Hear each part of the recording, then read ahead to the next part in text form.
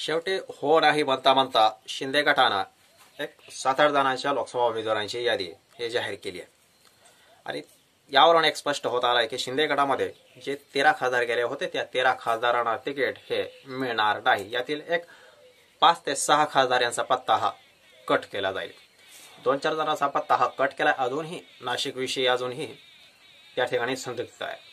परंतु ज्यावेळेस हे 13 खासदार हे एकनाथ शिंदे यांच्यासोबत गेले होते त्यावेळेस या 13 पैकी एक जण जरी राजकारणातून बाहेर झाला, एक जण जरी त्याचा पराभव झाला तर सरळ शेती करायला निघून जाईल, राजकारण सोडून दे अशी भूमिका भर सभागृहामध्ये एकनाथरावजी शिंदे यांनी घेतली होती. परंतु आता याच्या विजयाचं प्रश्नच राहिलेला नाहीये. कारण विजय तर सोडा, या 13 पैकी 13 जणाला लोकसभेची उमेदवारी मिळवून देण्यामध्ये सुद्धा एकनाथ शिंदे हे अपयशी ठरले. हे नेमकं का झालं? एकनाथ शिंदे यांना बार्गेनिंग पॉवर ही वाढवता आली नाहीये का? एकनाथ शिंदे हे भाजपबरोबर तह करण्यात हे पूर्णपणे अपयशी ठरले का? की मग भारतीय जनता पक्षानं पद्धतशीरपणे एकनाथ शिंदे यांचा गरजसुरो आणि वैद्यमरो अशा प्रकारे त्यांचा फक्त गरजेपुरता वापर करून घेतलाय का? नेमकं घडलंय काय? नमस्कार, मी अनिल गैरवाल आणि तुम्ही पाहताय मुद्द्यासह एवढा. एकनाथ शिंदे यांना ज्या वेळेस बंड करून घेण्यात आलं त्यावेळेस त्यांची प्रत्येक मागणी हे भारतीय जनता पक्षानं पूर्ण केली.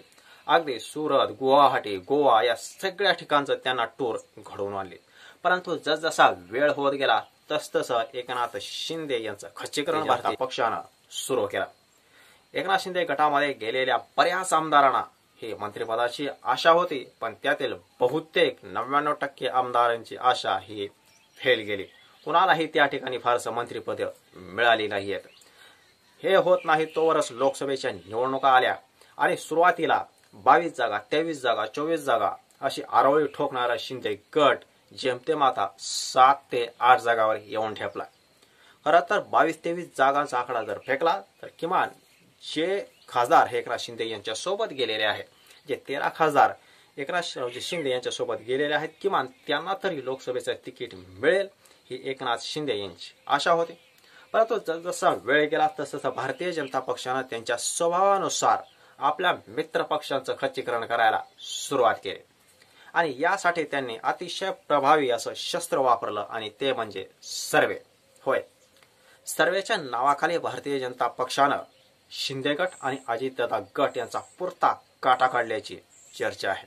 आता हे सर्वे कोण करतात, कसे करतात, त्याचे अहवाल काय येतात याविषयी प्रश्न विचारण्याची धमक ना एकनाथ शिंदेमध्ये आहे ना अजितदादा पवार यांच्याकडे आहे. आणि त्यामुळं निमूटपणे तोंड दाबून बुक्यांचा मार सहन करण्यापलीकडं या दोन्ही गटाकडं काहीही उरलेलं नाही.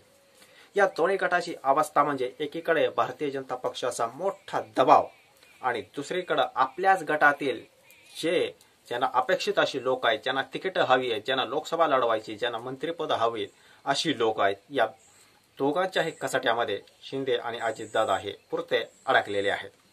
बराच प्रयत्न करून, बराच दिल्ली वाऱ्या करून देखील अपेक्षित अशा जागा त्यांना मिळवता आलेल्या नाहीयेत.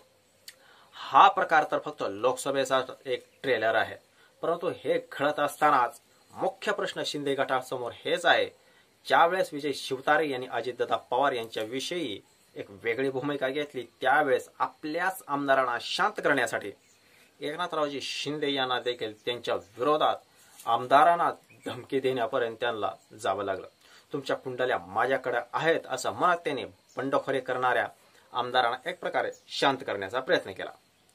हे आमदार लोकसभा निवडणुकीपुरते शांत राहतील हे, परंतु खासदारांचं तिकीट गेलं आणि धडकी भरली येते आमदारांना. आपलं काय होणार? तर लोकसभा निवडणुकीमध्येच भारतीय जनता पक्ष अशा प्रकारे आपला राजकारण जर संपवण्याचा प्रयत्न करणार असेल तर मग विधानसभेला काय होणार?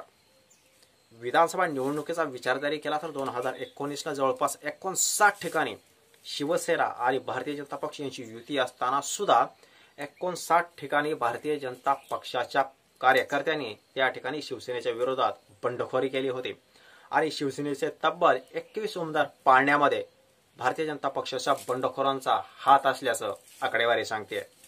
आता तर त्या ठिकाणी ठाकरे हे नाहीयेत, कारण ठाकरेचं आपण जर बघितलं तर महाविकास आघाडीमध्ये सर्वाधिक म्हणजे जवळपास 40% जागा, जवळपास 21 ते 22 जागा सोडून घेण्यामध्ये ठाकरे यांना यश आलंय.